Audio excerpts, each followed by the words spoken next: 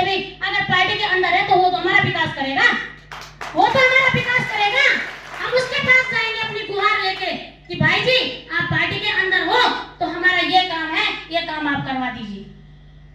विधायक मुझे नहीं लग रहा कि विधायक कुछ काम करेगी या कोई भी कुछ काम करेगा।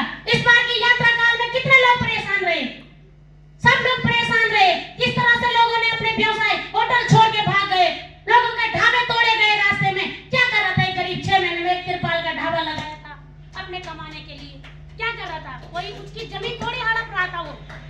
लेकिन हमारे साथ जो भी है छल कपट हो रहा है। छल कपट क्यों? अगर हमारा प्रतिनिधि अगर मजबूत होता तो कोई भी हमारा कुछ नहीं कर सकता।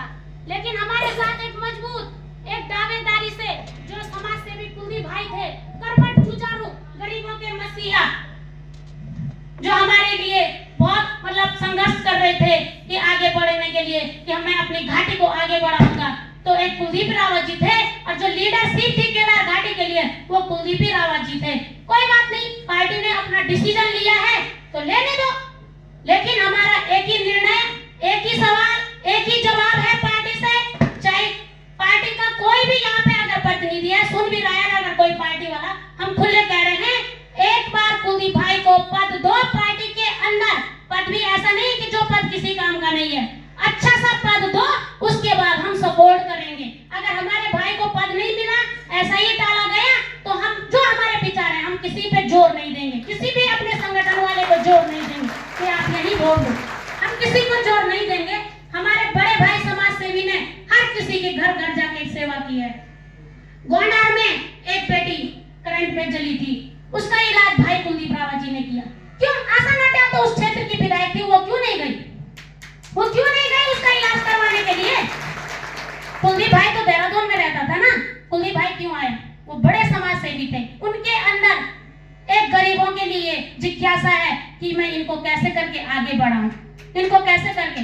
आज हमारे युवा बेरोजगार घूम रहे हैं, उनकी एक जिज्ञासा थी, उनको विधायक बैठने का शौक थोड़ी नहीं है, उनको एक रोजगार खोलने का शौक है यहाँ पे कि मेरे युवा भाई ऐसे ना घूमे, रोजगार करें।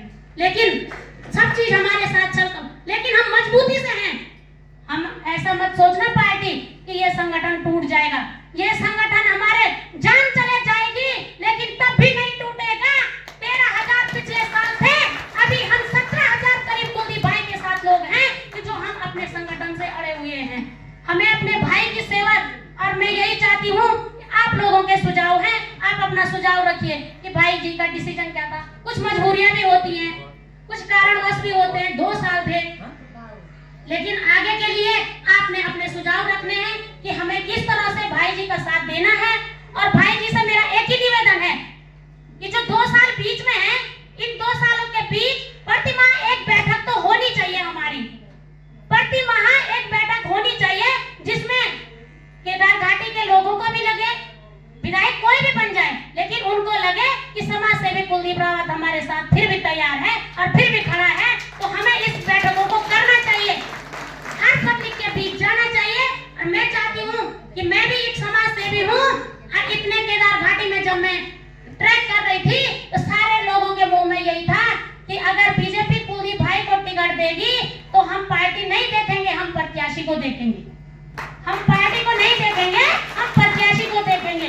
लेकिन कोई बात नहीं, उनके साथ जो भी हुआ इस टिकट के संगठन में जो भी उनके पास है, लेकिन हम फिर भी कुलदीप भाई के साथ खड़े हैं। अभी अंकल जी ने बोला है विधायक 2 वर्ष के लिए नहीं, 1 दिन का भी बहुत बड़ा सम्मान देता है, बहुत बड़ा सम्मान देता है 1 दिन का विधायक भी। लेकिन कोई बात नहीं, हम 27 के लिए जम के तैयारी करेंगे।